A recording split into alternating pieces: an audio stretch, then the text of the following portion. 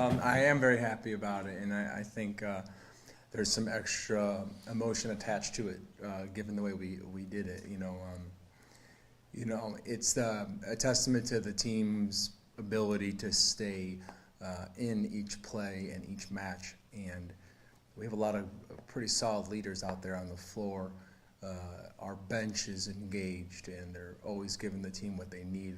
This positivity on the team is very valuable. I mean, just the character and the personality types we have. We have a nice balance of a competitive edge and a toughness, and then also just I think a pretty genuine love for one another as a team. So they play for each other, and they give good effort, great effort, and they're humble, and they're funny, and all those things matter. On the court, they're able to kind of let some things roll off of them, and so the ability to come back like we have, not just in this weekend, but even in some other sets throughout the year. I think of the third set against Duluth, down big, come all the way back.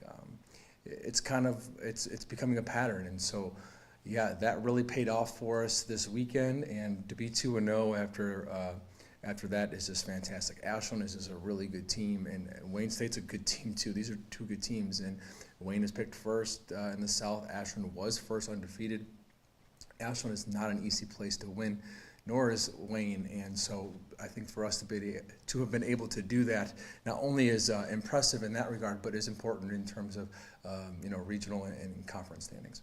What do I think of my team? I love my team. I do. I love my team, and I'm having so much fun coaching them, and I'm so proud of them.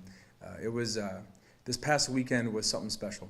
We go back to the Alaska Anchorage match. We lost first weekend of the year, and it was this resilient comeback that fell just short in front of about 1,000 people, distant time zone, at the end of a very long trip. And we, as a group, said, don't forget this moment, because it's going to be valuable for us going forward. Like, do not forget this moment. We came back so hard against a really good team, having just faced incredible adversity. And I truly believe they've employed that throughout the season. I mean, that comeback mentality and that toughness is just so impressive for what they're doing. And I take zero credit for it. I'm just happy to be along for the ride, and I'm more confident than maybe I've ever been in that this group is going to give their best effort every time. And as a coach, that's all you can ask for. We're going to win games if we play well, but I know for sure they're going to go out there and do their best. And if that's the case, I think we're going to be in a good position going forward. We have never been as a program to Purdue Northwest, their campus. I'm from Chicago. I understand what Hammond is, but I've never been to their venue or anything like that.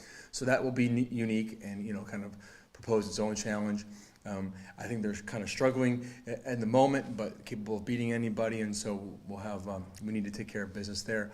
Parkside in Kenosha, historically been a pretty strong volleyball program, new to the GLIAC. I think it's a different team. They beat Wayne State 2 weeks ago, which says something. They can beat. We don't want to go in there and have that happen. Yet, Lake State turns around and beats them in 5 last weekend. So, all we have to do is be ready to play our game. And we've been saying to the team, quite a bit here, when we are doing our system well, hopefully good things will happen, and we can try to neutralize those other teams. The crossover is in Indianapolis for the first time this year, new venue. And that's going to be important for the postseason, even beyond the GLIAC, hopefully, if we're lucky enough to be there. So we don't know who will play yet, but 2-0 this weekend would put us at 10-1 going into that. We'll probably have one of the top seeds for that tournament, which means we'll get to play some of the top teams in the region, which is what we want. I will say for Laura, that's well-deserved and probably overdue. And granted, yeah, Olivia has grabbed 2 of those, in different weeks. But Laura is a special player, and we're just simply not where we are right now. She's one of the smartest setters I've ever really been around, but she's got the whole package. You watch her play. Talk about competitive edge. Oh, man. She's got an intensity and a passion that just makes her a lot of fun to watch play. And the team responds to it. We have a combination of that drive. We have some really, really just like kind and kind of like brings people. Some people bring people in. We have a Megan out there who's knows exactly what everyone needs.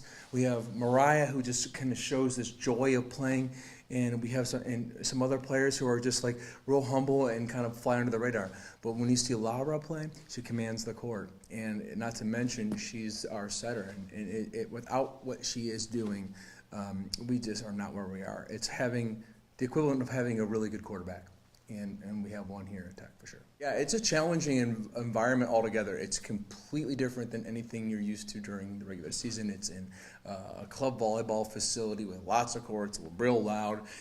The entire region, at least most of it's all right there to see. It's a lot of fun, a lot of energy. You got to kind of adjust to the what's going on. We're going to be playing 3 good teams. The challenge is that we're going to be playing 3 good teams, and you just have to be ready. You're not used to them. You don't know them quite as well as you do your conference foes, whether it's over time or in the immediate past. But the challenge too is there's pressure. You want to be the team that has the head-to-head advantage going into the postseason, and there's no home court advantage, which is also kind of unique in that way. It's a great event, and I think it's really good for our region. But without question, it's a challenge, and hopefully we'll be ready for it.